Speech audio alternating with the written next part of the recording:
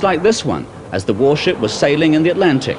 But later, the pilot, Sub-Lieutenant Ian Watson, lost radio contact and was dangerously short of fuel. Got into trouble while taking part in warm-up exercises off the coast of Portugal. Apparently, the pilot lost radio contact with his ship, HMS Illustrious, seen here on Falklands duty, and found himself running low on fuel and darkness descending. Sub-Lieutenant Ian Watson was preparing to ditch his aircraft when he spotted another vessel on his radar. At 2,300 tons, the Spanish cargo vessel was less than a fifth in size and weight of the Illustrious shown in these pictures. It was 70 miles away, but it was the only hope Sub-Lieutenant Watson had. As the Harrier, rescued by a cargo ship of a British jet fighter, had caught the Spanish imagination. Sea Harrier 001 had travelled nearly 1,000 miles, perched like some wounded bird on a row of containers. And what looked like a grocer's delivery van was propping up the tail wing, confirming that the Harrier had slipped backwards during its emergency landing.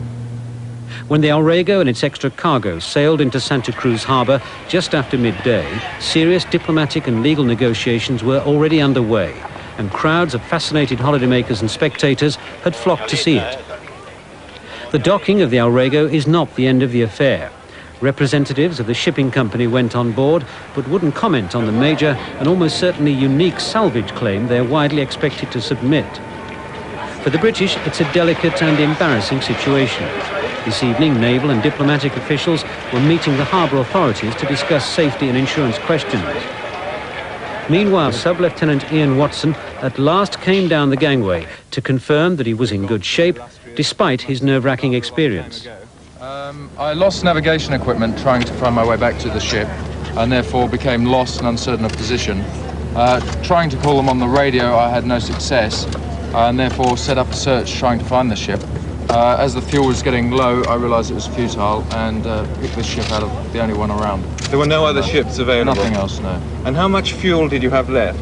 I have maybe 1 minute. 1 minute's fine. That's when you got to this ship? Yeah. What was going through your mind as it was hovering overhead and you were presumably looking down?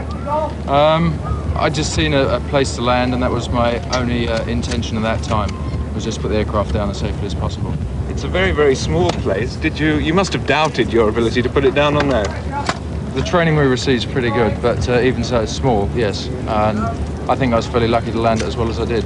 In the end, it's been a story of mixed fortunes for Lieutenant Watson. Warming up for his first major NATO exercise, he suddenly finds himself in the headlines and 4 days adrift from his Harrier squadron. For the way in which he skillfully managed to land on this crowded cargo deck, there was much praise and much relief. But the worrying question remains, exactly how did he find himself in such a dire situation in the first place? So Lieutenant Watson's fate is still not certain. But as a party of British naval engineers and mechanics got to work attaching lifting gear onto the Harrier, it was clear that no action would be taken until a Naval Board of Inquiry has investigated the affair. The Harrier will be taken back to the United Kingdom after being loaded onto a British tanker, which is expected